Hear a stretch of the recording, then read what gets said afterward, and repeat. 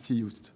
Alors, d'abord, je souhaiterais remercier les organisateurs de ce colloque, Véronique bien évidemment, Charles-Emmanuel et Richard, mais également Gabriel pour m'avoir donné la possibilité aujourd'hui d'être parmi vous. Et également, petite parenthèse pour commencer, comme l'a fait noter mon collègue à côté, je serai un certain défenseur de l'exception culturelle française, à savoir une présentation orale sans PowerPoint dans un colloque. Alors, je vais attaquer relativement rapidement en vous disant que le transfert de technologie, en général, va dépendre de plusieurs facteurs. D'abord, on trouve fréquemment cité un environnement commercial qui soit sûr et prévisible, ce à quoi participe le fait, par exemple, d'être membre de l'OMC. On peut également citer une politique éducative forte. Là encore, ça s'explique en partie par le fait qu'aujourd'hui, la technologie s'appréhende finalement davantage comme un savoir, une connaissance, plutôt qu'un simple bien ou une simple marchandise. Également, pour citer un système de normes de qualité et de sécurité, ou encore un État qui est stable à la fois politiquement, économiquement et socialement. Mais c'est sans doute la mise en place d'un système de protection efficace des droits de propriété intellectuelle qui a été le plus souvent mis en avant pour favoriser le transfert de technologie. Et c'est notamment ce qui est prôné à l'OMC. En témoigne l'article 7 de l'accord sur les ATPIC, suivant lequel, je cite, « La protection et le respect des droits de propriété intellectuelle devraient contribuer à la promotion de l'innovation technologique et au transfert et à la diffusion de la technologie. » La logique ici, elle est assez simple. C'est la suivante. Des régimes de propriété intellectuelle solides rassurent le secteur privé quant à la protection des droits de propriété intellectuelle et apportent ainsi des garanties contre des utilisations commerciales non autorisées. Cette confiance peut alors encourager à pénétrer certains marchés et aider à la production, mais aussi pousser ces entreprises à transférer et à diffuser la technologie, notamment par le biais de partenariats avec des entreprises locales, voire également par la conclusion d'accords de licences de concession de technologie. Alors, la propriété intellectuelle, telle qu'elle est notamment entendue à l'OMC, joue ainsi sur deux niveaux, peut-on dire. À la fois en tant que facteur sécurisant l'environnement pour le commerce des biens et des investissements étrangers, mais également en tant que vecteur direct du transfert de technologie, notamment grâce à la conclusion d'accords de licence qu'elle tend à favoriser. Et donc, on voit bien qu'il y a d'ailleurs un lien évident entre ces deux niveaux, puisque le transfert se réalise plus facilement dès lors que l'environnement est sécurisé. En ce sens, l'accord sur les ATPIC entre dans la catégorie des traités internationaux dont les dispositions visent à protéger la technologie propriétaire et finalement à établir un équilibre entre les droits et les obligations à la fois donc, du propriétaire, mais également de l'utilisateur. L'accord diffère ainsi d'autres accords internationaux dans lesquels le transfert de technologie conditionne directement la capacité des parties à remplir efficacement leurs obligations. Et on pourra penser ici, par exemple, au protocole de Montréal. Ce qui peut dès lors faire dire que, dans l'accord sur les ATPIC, finalement, le transfert de technologie apparaît peut-être finalement davantage comme une fin que comme un moyen. Pour autant, ce transfert de technologie, il a été clairement considéré par les PED comme la contrepartie au renforcement et à la protection des droits de propriété intellectuelle. C'est la raison pour laquelle les négociateurs ont inscrit explicitement dans un article, l'article 66.2, une disposition suivant laquelle les pays développés offriront des incitations aux entreprises et institutions sur leur territoire afin de promouvoir et d'encourager le transfert de technologies vers les pays les moins avancés. On peut dès lors se demander si ce dispositif, contenu à l'article 66.2, est véritablement suffisant pour assurer ce transfert de technologie. Alors, apparemment non, et c'est ce qui va constituer ma première partie. Et dans une deuxième partie, je vais m'interroger sur les autres possibilités éventuellement qui existent pour finalement favoriser, voire même réaliser ce transfert de technologie. Alors, le dispositif qui a été mis en place au titre de l'article 66.2, il a été très vite critiqué pour son inefficacité. Aussi, dès 2003, il a été mis en place un mécanisme destiné à faciliter, ou en tout cas à garantir sa mise en œuvre, en obligeant les pays développés à fournir régulièrement des rapports sur, justement, les mesures qu'ils ont pu mettre en place pour remplir leurs obligations au titre de cet article. Mais aujourd'hui, après plus de 10 ans de fonctionnement de ce mécanisme, on s'aperçoit finalement que ce mécanisme, celui de l'article 66.2, demeure encore largement perfectible. La raison, c'est qu'à la fois sa logique et sa mise en œuvre sont confrontées un certain nombre de limites. Alors d'abord, l'article 66.2 se limite au seul PMA. Or, et comme l'a déjà dit Sonia, il est évident que tous les PED ne sont pas les mêmes. Tous n'ont pas le niveau économique du Brésil, de la Russie, de l'Inde ou de la Chine. Et il est donc évident que pour certains PED, et notamment ceux qui se situent à la lisière de la catégorie des PMA, le transfert de technologie va être beaucoup plus compliqué puisqu'ils ne pourront pas bénéficier précisément de ces dispositions particulières contenues dans l'article 66.2. Ensuite, le problème, c'est que la cession d'un brevet ou d'une licence, qui est ce que tentent à promouvoir généralement les pays développés dans le cadre de l'article 66.2, eh bien, cette technique n'est généralement pas suffisante pour garantir à l'acquéreur une maîtrise complète de la technologie. Alors, on peut également faire un petit détour, même si je ne ferai que toucher du doigt ces questions-là, concernant le transfert des technologies vertes. Alors, il y a beaucoup de choses qui sont discutées à l'OMC sur ce point, notamment l'initiative de l'Équateur. Et l'Équateur qui a proposé plusieurs thèmes de discussion, notamment qui amèneraient à assouplir, on va dire, l'utilisation des droits de propriété intellectuelle dès lors que sont en cause des technologies vertes. L'idée étant notamment de faciliter leur transfert vers les pays en développement. Mais sans doute, le principal défaut, on pourrait parler de défaut congénital de l'article 66.2, c'est finalement l'absence de définition du transfert de technologie. Lorsqu'on examine les différents rapports présentés par les pays développés au titre de l'article 66.2, on constate qu'il n'existe aucune position commune entre les membres sur ce qui constitue finalement un transfert de technologie. Certains membres tentent à définir le transfert de technologie de façon plutôt large, alors que d'autres le considèrent de façon plutôt restreinte.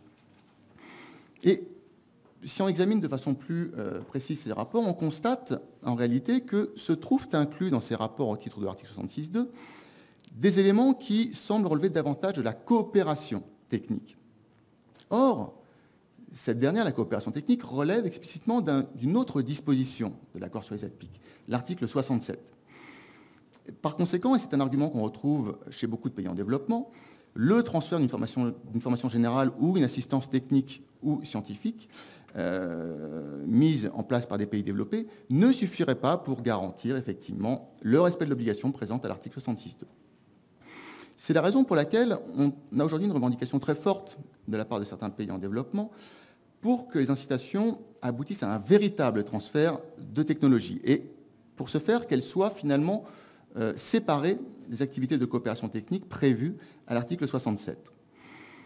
Alors, l'idée serait donc de clarifier cette notion de transfert de technologie, notamment pour faire comprendre aux pays développés qu'ils devraient fournir des incitations pour de vraies technologies, à savoir celles qui pourraient être concrètement utilisées par le bénéficiaire pour améliorer ses capacités. Alors, ce qui recouvrirait notamment donc, les méthodes de fabrication, les formules, les dessins, modèles et autres. Néanmoins, et c'est ce que relève beaucoup de pays développés, mais également le secrétariat, c'est qu'on a véritablement un chevauchement entre des activités de renforcement des capacités et celles qui visent à assurer le développement technologique. Des activités de coopération technique ou financière peuvent contribuer effectivement à créer un environnement propice au développement ou à l'acquisition de technologies. Alors c'est le cas par exemple, et je l'ai dit en introduction, de l'amélioration des qualités de l'enseignement ou de la formation technique, ou encore du renforcement des capacités de recherche. Et donc, il est effectivement, concrètement et en pratique, très délicat de séparer finalement ces deux types d'activités. Autre problème que pose la mise en œuvre de l'article 66.2, c'est que, toujours en examinant les rapports des pays développés, c'est que beaucoup de ces mesures, finalement, ne constituent pas des mesures spécifiquement dédiées au PMA. Beaucoup des mesures mises en place par les pays développés sont en réalité des programmes généraux au titre de l'aide publique au développement. Et donc, finalement, en étant dilué dans des programmes plus ou moins généraux, l'article 66.2 perd sa spécificité. Et en tout cas, ça tend à gommer la plus-value que ces dispositions étaient censées, sans doute, constituer pour les PMA au moment de l'adoption de l'accord sur les ATPIC. Alors, au-delà du problème de définition du transfert de technologie, on s'aperçoit finalement que c'est l'obligation même contenue à l'article 66.2 qui pose problème. Tout simplement parce qu'elle est très vague. et c'est d'autant plus remarquable en comparaison des obligations en matière de protection de la propriété intellectuelle qui figurent dans l'accord sur les APIC. Les rapports des pays développés, beaucoup ne font qu'indiquer des mesures qui tendraient à favoriser le transfert de technologie. Et on n'a pas véritablement de chiffres ou de statistiques qui permettraient véritablement d'évaluer si ce transfert se déroule. Alors, toujours sur ce point, la DPMA qui propose notamment l'adoption d'un modèle normalisé de rapport. Alors, ce modèle normalisé faciliterait effectivement l'analyse des rapports des pays développés pour pouvoir éventuellement justement promouvoir les bonnes pratiques ou au contraire écarter celles qui ne correspondent, celles qui ne produisent pas d'effet. Et c'est vrai que c'est une vision intéressante, notamment toujours dans l'optique des PMA, pour eux aussi, pour leur faciliter l'examen de ces rapports, parce qu'évidemment, en termes de capacité de personnel, l'analyse de tels rapports peut être extrêmement lourde. On a donc finalement peu de doute aujourd'hui sur la nécessité de réformer ce mécanisme. Alors, l'adoption d'une définition effectivement du transfert de technologie serait souhaitable, même si, comme on l'a vu, elle peut être très difficile. En tout cas, elle serait souhaitable pour, en tout cas, mettre fin au dialogue de sourds qu'entretiennent actuellement les pays développés et pays en développement, quant à savoir si oui, on a effectué un transfert de technologie, non, vous n'avez pas effectué de transfert de technologie. Ça permettrait un petit peu de mettre fin à ce dialogue. Le problème, toutefois, c'est que, et c'est ce qui est souligné par certains, c'est que l'adoption d'une définition plus précise du transfert de technologie aurait peut-être l'inconvénient, finalement, de réduire davantage le nombre d'actions menées par les pays développés au titre de l'article 66.2. Et donc, ces difficultés à envisager, ou en tout cas à garantir l'effectivité de l'article 66.2, poussent à s'interroger à savoir s'il n'existe pas d'autres moyens de réaliser ce transfert de technologie.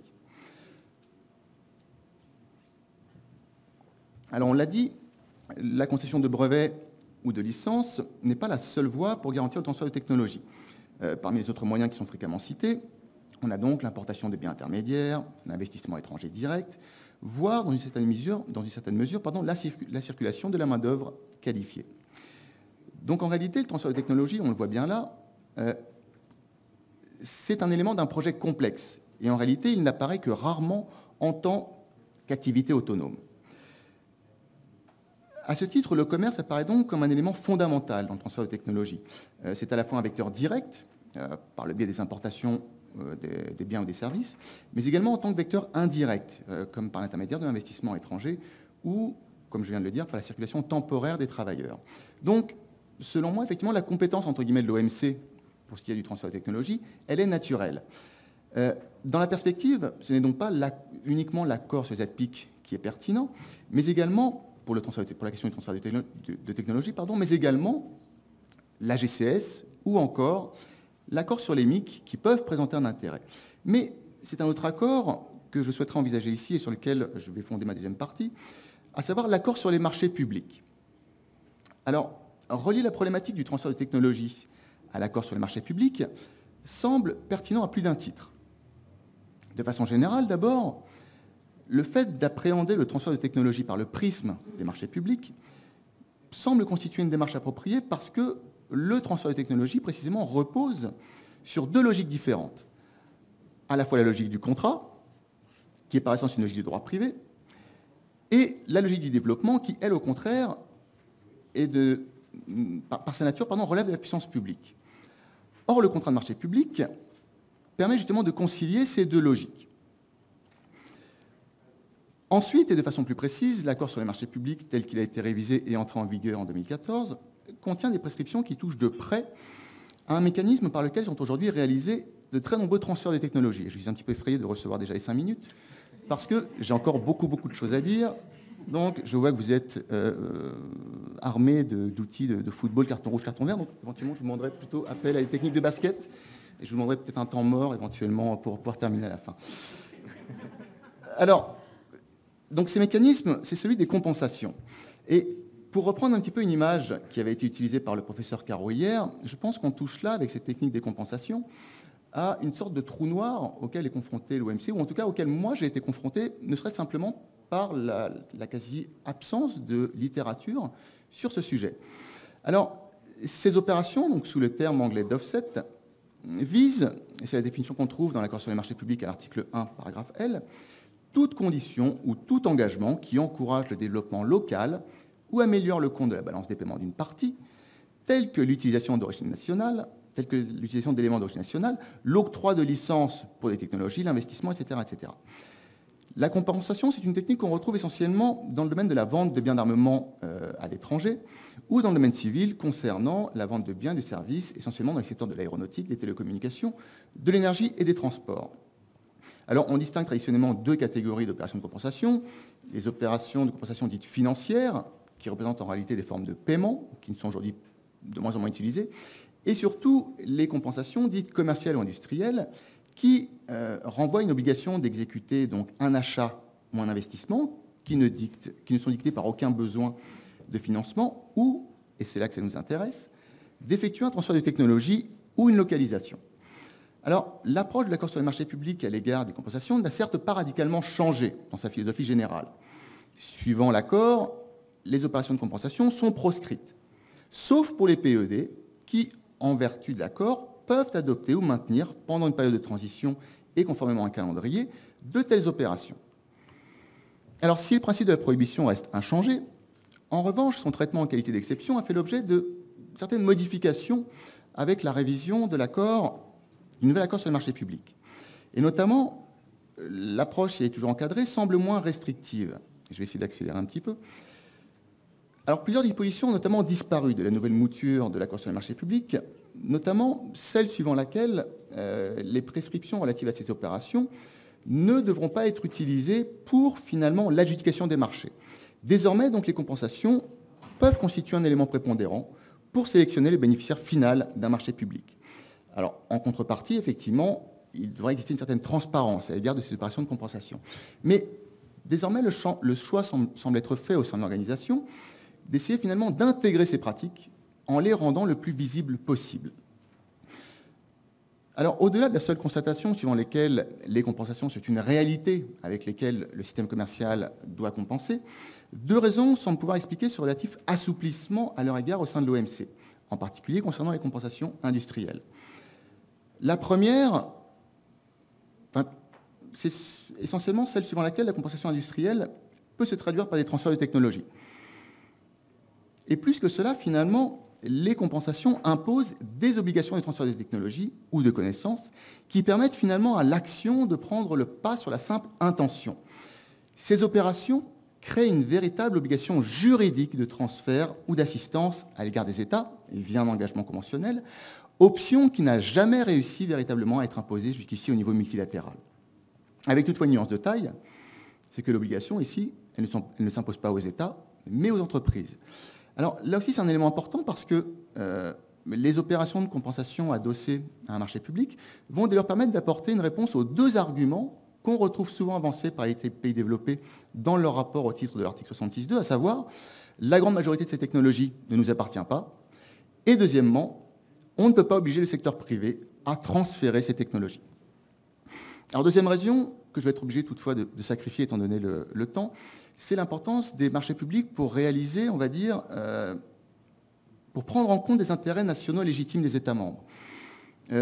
Beaucoup d'États, notamment l'Afrique du Sud, s'appuient sur les marchés publics pour conduire des politiques extra-commerciales en matière environnementale ou en matière sociale. Et là aussi, c'est un prisme qui pour moi est intéressant et qui n'a quasiment pas été évoqué, en tout cas dans la littérature relative à l'OMC. Alors, quoi qu'il en soit, ce qu'on voit, c'est que, avec la possibilité des compensations, la vision d'un accord sur les marchés publics qui vise à établir un système où les seuls critères économiques devraient être pris en compte semble mise de côté pour l'attribution des marchés publics, en tout cas au moins provisoirement pour les PED. On a ici une adéquation avec la réalité, parce qu'aujourd'hui, plus de 20% des appels d'offres une très grande majorité des appels d'offres qui émanent d'entreprises publiques se voient donner un poids de plus en plus important à l'attribution d'offsets pour justement attribuer les marchés. Alors, la pratique de la compensation, elle demeure encadrée dans le temps. Comme je l'ai dit, c'est une mesure exceptionnelle, provisoire, concédée aux seuls membres qui deviennent partie à l'accord.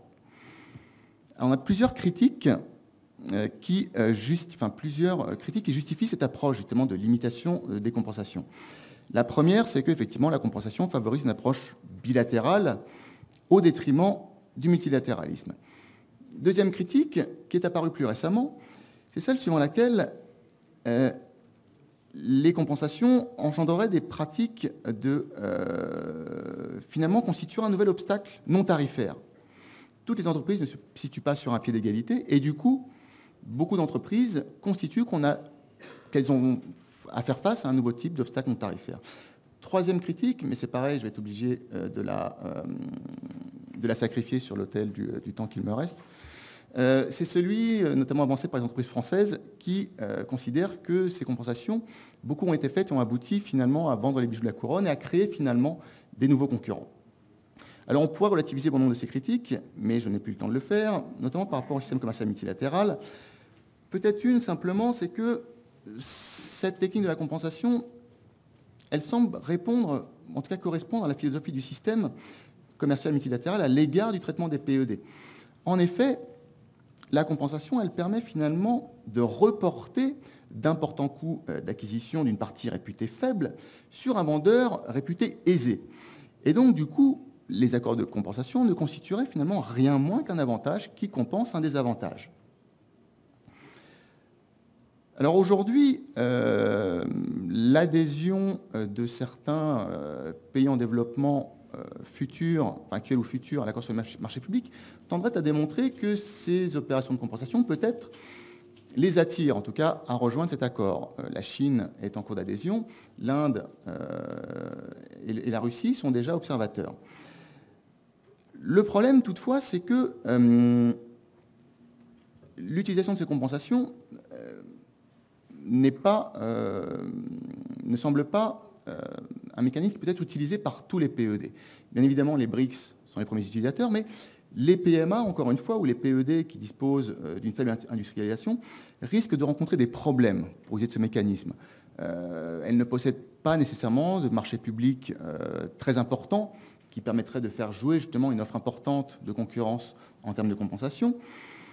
Et également, autre limite, c'est que beaucoup de ces marchés publics dans les PMA sont financés par des donateurs. Et donc, du coup, l'aide financière de ces donateurs suppose parfois l'application de réglementations étrangères qui va parfois aboutir à l'exclusion de la technique de la compensation.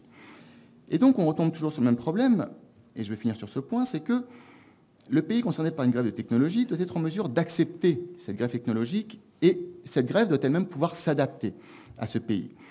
La capacité d'absorption technologique d'un État est très importante. Et c'est la raison pour laquelle, finalement, la relative proximité des situations économiques entre certains membres de l'OMC, notamment les PED, tend à confirmer que les technologies produites par les PED peuvent être souvent plus accessibles aux entreprises d'autres PED. D'où l'importance, finalement, d'encourager donc une plus grande collaboration sud-sud sur ces questions-là. Avec là aussi un petit bémol, c'est qu'on s'aperçoit finalement que la présence d'entreprises de pays émergents présente aussi certains inconvénients en matière de transfert de technologie. Notamment, il semblerait que les entreprises des pays émergents soient moins disposées à sous-traiter avec les entreprises locales ou à embaucher la main-d'œuvre locale, préférant plutôt généralement importer leurs propres ressources humaines et matérielles.